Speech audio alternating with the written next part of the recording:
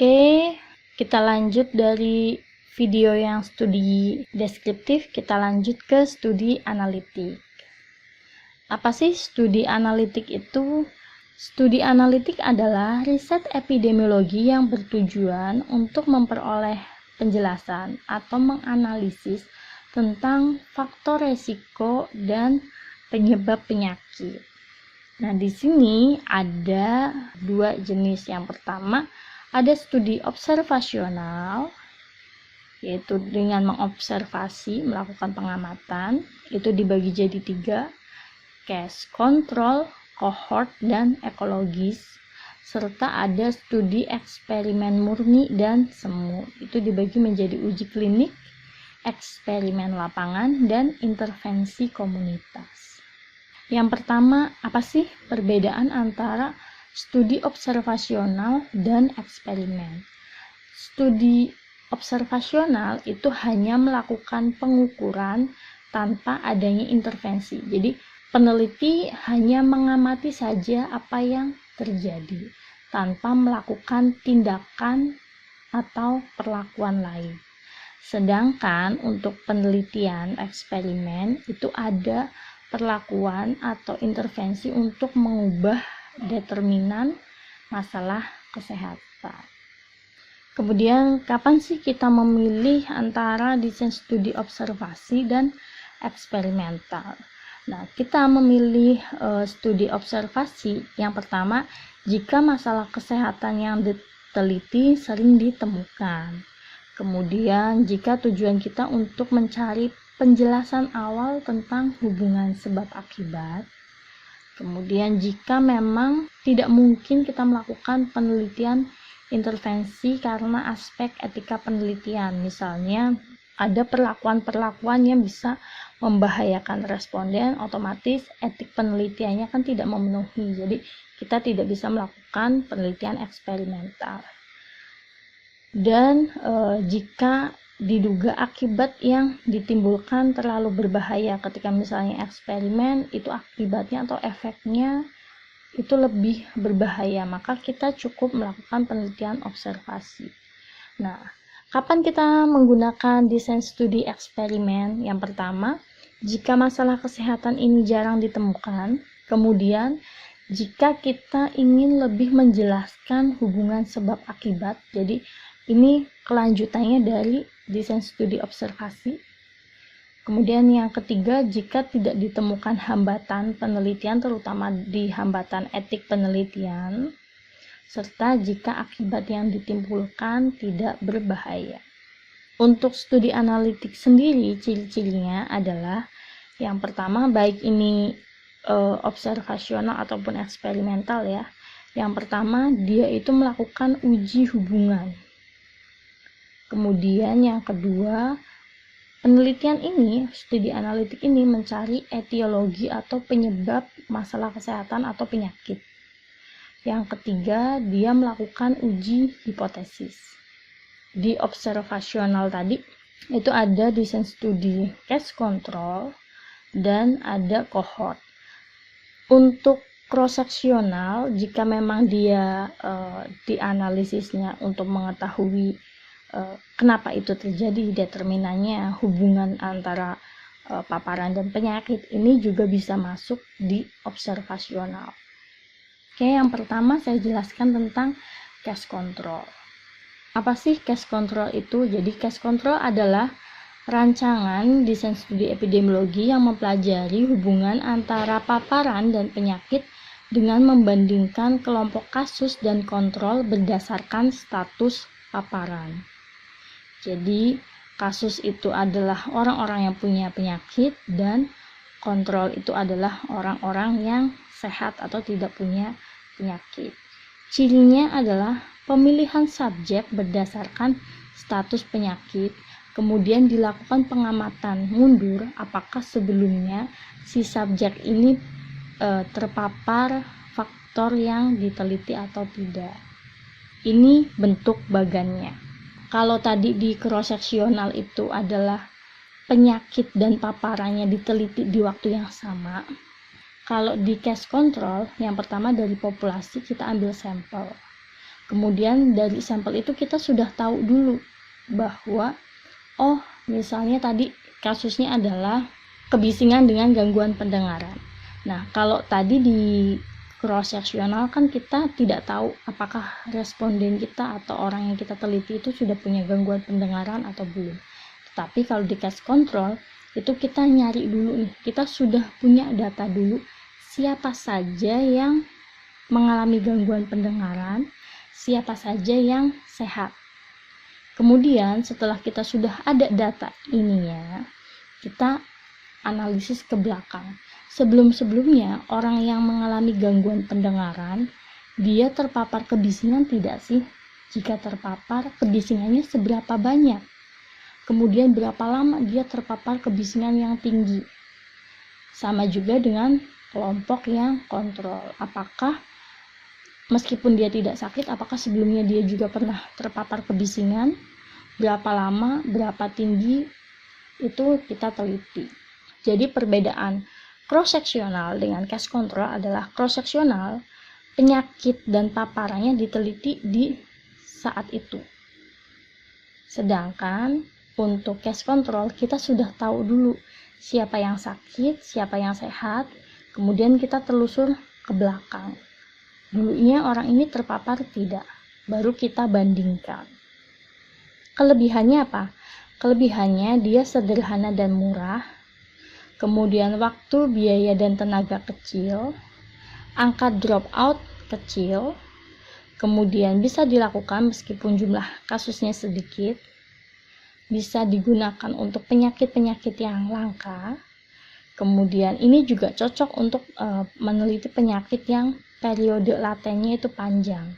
Kenapa? Contohnya misalnya penyakit AIDS, itu kan periodenya panjang, jadi kita sudah menemukan dulu siapa-siapa saja yang sudah punya penyakit AIDS, kemudian baru kita telusur ke belakang. Dulunya perilaku mereka itu seperti apa, mereka terpapar itu bagaimana.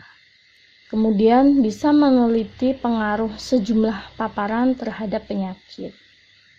Nah, dengan ini kita bisa tahu misalnya nih, tadi contoh yang pertama adalah gangguan pendengaran. Kita tahu penyakitnya satu nih, gangguan pendengaran. Kemudian kita bisa telusur, kira-kira paparannya apa sih?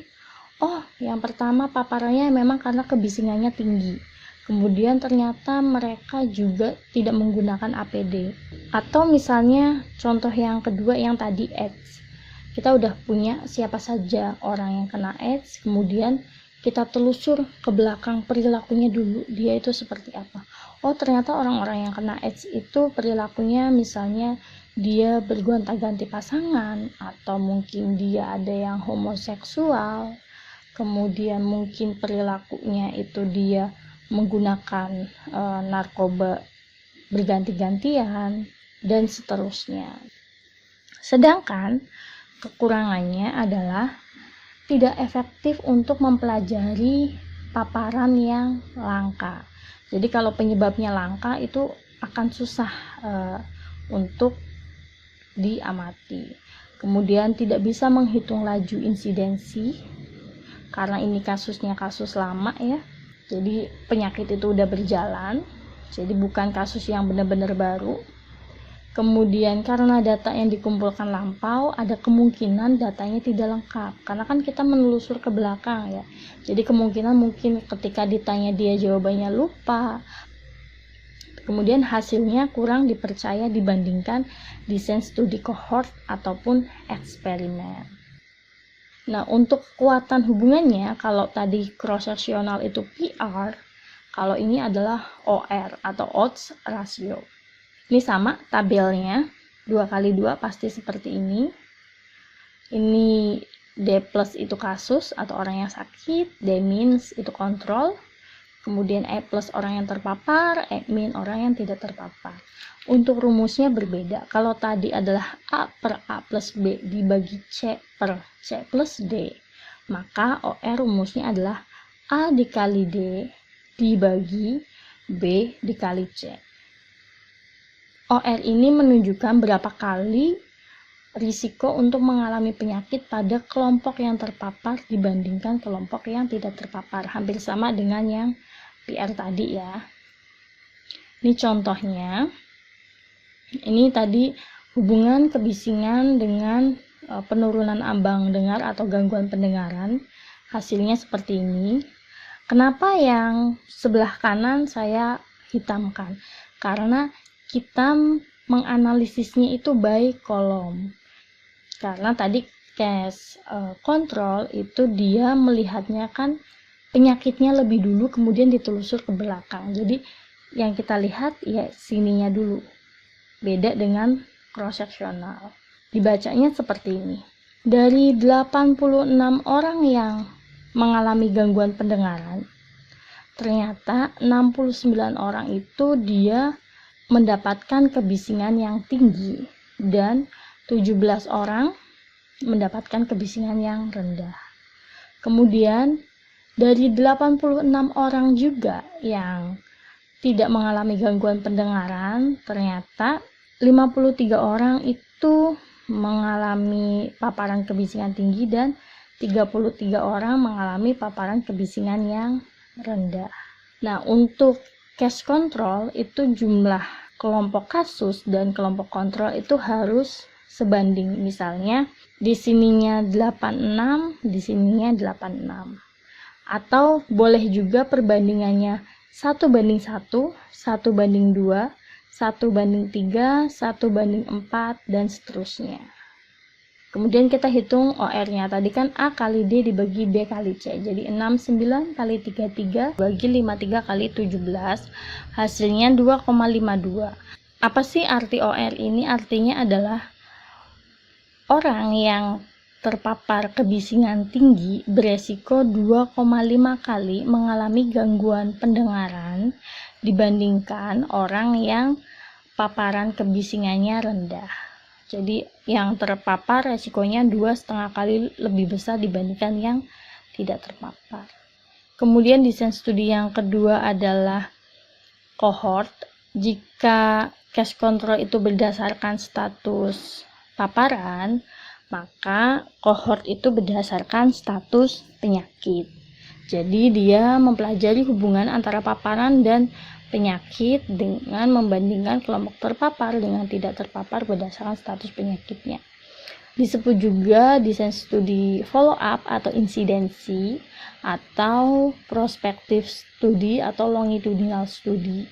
Nah, kelebihannya salah satunya adalah bisa mengkaji beberapa penyakit sekaligus. Kalau di case control bisa mengkaji beberapa paparan, kalau di sini bisa mengkaji beberapa penyakit. Nah, pemilihan subjeknya itu berdasarkan status paparannya, kemudian dilakukan pengamatan. Contohnya misalnya tadi yang diteliti sama, yaitu gangguan pendengaran dengan intensitas kebisingan. Kalau cross-seksional itu menelitinya antara gangguan pendengaran dengan kebisingan di waktu yang sama. Kalau case control itu dia sudah tahu dulu siapa yang mengalami gangguan pendengaran, baru ditelusur ke belakang, dilihat paparannya. Kalau cohort berarti dia mengamati dulu orang-orang yang terpapar kebisingan. Jadi misalnya tadi di perusahaan A, kita itu datang, kemudian kita ukur, oh si A ini sehari-hari kerjanya di sini, terpapar kebisingannya tingginya segini. Si B, si C, si D, dan seterusnya. Kita sudah melihat mereka itu terpaparnya kebisingannya berapa lama. Kemudian kita teliti misalnya bisa sampai 3 tahun, 5 tahun, sampai ada orang yang mengalami gangguan pendengaran. Jadi dari mulai terpapar sampai penyakit itu muncul. Nah, ini yang membedakan studi cohort dan eksperimen. Kalau di studi cohort ini kan tadi termasuk studi observasional. Jadi peneliti itu hanya melakukan pengamatan, hanya mencatat. Jadi tidak sengaja mengalokasikan paparan. Jadi kita tidak sengaja memberikan kebisingan pada orang, tapi kita hanya ya alamiah saja, kita hanya cuma melakukan pencatatan atau pemantauan saja. Bentuk grafiknya dari populasi diambil sampel, kemudian kita kelompokkan orang yang terpapar kebisingan tinggi misalnya sama yang tidak terpapar, kemudian kita telusur sampai ada yang sakit. Kelebihannya apa? Kelebihannya, hasilnya lebih dapat dipercaya, serta bisa menghitung laju insidensi, karena ini kita kasusnya baru dari yang sebelumnya tidak ada yang sakit sampai sakit, jadi kasus baru jadi insidensi. Kemudian ini juga bisa dipakai untuk meneliti paparan yang langka, misalnya ketika paparannya jarang, itu kita bisa teliti, serta kita bisa mempelajari efek serentak dari sebuah paparan. Nah, mungkin kita bisa melihat juga dari paparan kebisingan itu tadi, selain mempengaruhi pendengaran, selain menyebabkan gangguan pendengaran, apalagi sih yang bisa terjadi? Apakah mungkin bisa menyebabkan stres juga? Apakah mungkin bisa menyebabkan emosi ketika kebisingannya tinggi, atau seperti apa? Jadi satu paparan kita bisa melihat efeknya itu apa saja. Kekurangannya apa? Kekurangannya adalah waktu, biaya, dan tenaga yang dibutuhkan besar. Kenapa? Karena tadi penelitiannya tidak bisa seperti yang cross-sectional, serentak selesai, atau case control. Tapi ini kohort, jadi dari yang paparan awal sampai penyakit bisa saja puluhan tahun, sehingga butuh biaya yang besar. Kemudian angka dropout-nya juga tinggi, jadi kemungkinan selama kita penelitian 5-10 tahun itu mungkin ada yang sudah meninggal, mungkin ada yang keluar dari pekerjaannya, mungkin yang tanpa kabar, jadi kemungkinan dropout-nya tinggi. Kemudian sulit dilakukan jika jumlah kasusnya sedikit. Kenapa? Karena tadi ketika jumlah kasusnya sedikit, kemudian nanti banyak yang drop out, sampelnya pasti akan turun drastis. Nah, jika kohortnya retrospektif, itu data yang dilakukan itu harus akurat. Ini kekuatan hubungannya kita sebut RR atau risk ratio. Rumusnya sama dengan yang kita pakai untuk cross-sectional. Nah, jadi di sini juga ada dua pendapat yang menyatakan bahwa kalau desain studi cross-sectional itu bisa pakai rumus yang cohort atau bisa pakai rumus yang case control. Tetapi ada juga yang menyarankan kita cenderung menggunakan rumus yang serupa dengan yang cohort. Ini contohnya. Ini analisisnya baris ya, bukan kolom. Jadi yang dilihat di sini 122 orang mengalami paparan kebisingan yang tinggi. Kemudian yang mengalami penurunan pendengaran ada 69 orang, yang tidak mengalami penurunan pendengaran 53. Kemudian yang paparan kebisingannya rendah ada 50 orang, yang mengalami penurunan pendengaran 17, yang sehat 33. Nah, berapakah nilai RR-nya? Rumusnya yaitu A per A plus B dibagi C per C plus D. Hasilnya 1,66. Artinya apa? Artinya, orang yang terpapar kebisingan tinggi, resikonya 1,6 kali lebih besar mengalami gangguan pendengaran dibandingkan orang yang paparan kebisingannya rendah. Ini perbedaan antara case control dan cohort. Yang pertama, yang diketahui di desain studi case control itu akibat, di cohort itu penyebab, kemudian yang ingin diketahui di case control itu penyebab, dan di cohort adalah akibat. Kemudian episode penyakitnya untuk case control itu lama, serta untuk cohort itu pendek. Jadi cohort itu baiknya untuk paparannya langka dan untuk penyakit yang durasi atau masa latennya itu cepat. Kemudian dropout-nya di cohort itu tinggi, serta untuk case control tujuannya untuk mengetahui hubungan awal sebab akibat, dan untuk cohort itu mengetahui hubungan lanjut, jadi tindak lanjut dari studi case control. Kemudian yang berikutnya adalah eksperimen. Jadi rancangan studi di mana peneliti itu dengan sengaja memberikan intervensi untuk melihat pengaruh variabel bebas terhadap variabel terikat. Penelitian ini harus ada kode etik penelitian dan informed consent-nya, serta faktor penelitian biasanya untuk eksperimen adalah adanya perlakuan. Ciri-cirinya itu yang pertama, adanya manipulasi suatu variabel. Jadi contohnya misalnya kalau tadi ya, gangguan pendengaran, berarti ada orang yang sengaja disetting menerima kebisingan tinggi dan ada yang tidak menerima kebisingan. Ini yang namanya manipulasi suatu variabel. Atau misalnya ketika eksperimen untuk uji vaksin misalnya, berarti ada kelompok orang yang diberi vaksin, ada kelompok orang yang diberi placebo. Yang berikutnya adalah adanya monitoring perubahan efek dari variabel lain serta pengendalian pengaruh variabel yang tidak dikehendaki. Jenis penelitian eksperimen itu dibagi dua. Yang pertama eksperimen murni dan yang kedua adalah eksperimen semu. Bedanya hanya di prosedur pengambilan subjek. Jika eksperimen murni, maka subjek diambil secara random atau acak. Tetapi jika eksperimen semu, subjek itu diambil tidak secara acak. Rancangan studi eksperimen murni dari populasi, ini jika murni berarti sampelnya diambil secara random, kemudian ada yang diberi perlakuan, ada yang tidak, kemudian kita lihat efeknya. Untuk eksperimen kuasi atau semu, ini bedanya di sini. Jadi alokasinya, pengambilan sampelnya tidak secara random. Kelebihan dan kekurangannya apa sih untuk desain studi eksperimen? Yang pertama, kelebihannya pasti hasilnya dapat dipercaya. Kemudian, jika sampelnya besar, biasnya itu akan lebih kecil. Serta kekurangannya adalah biasanya akan terhalang dengan kode etik penelitian, serta ada prinsip double blind, jadi sulit diterapkan untuk penelitian yang bukan obat.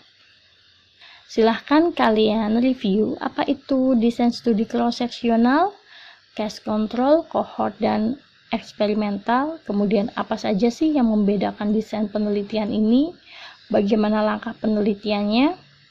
Kalian akan bisa menjawab ini jika kalian sudah memahami materi yang saya sampaikan. Oke, sekian kuliah tentang desain studi epidemiologi. Saya akhiri, terima kasih. Wassalamualaikum warahmatullahi wabarakatuh.